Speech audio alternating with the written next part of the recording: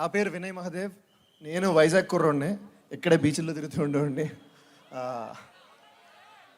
ఏంటి మాయా మూమెంట్ బాగుందా? ఇదే కదా. యాక్చువల్లీ అందరికీ థ్యాంక్స్ చెప్పారు. నేను చెప్తా మళ్ళీ అదే రిపీట్ అవుద్ది. కానీ ఒక్క మాట చెప్పాలనుకుంటున్నాను, ఈ సినిమా ఎందుకు చూడాలి అని.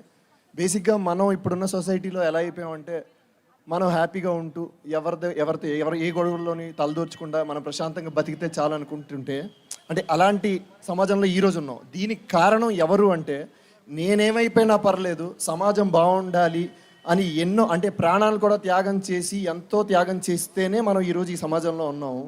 అలాంటి ఎంతోమంది యోధుల నుంచి ఇన్స్పైర్ అయిన సినిమా ఇది.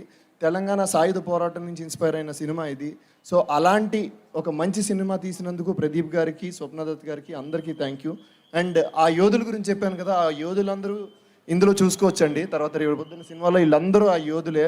సమాజం కోసం ప్రాణాలను కూడా అంటే త్యాగం చేసి సొసైటీని కాపాడాలి అని చూసే ఒక మంచి కాన్సెప్ట్తో తీసిన సినిమా.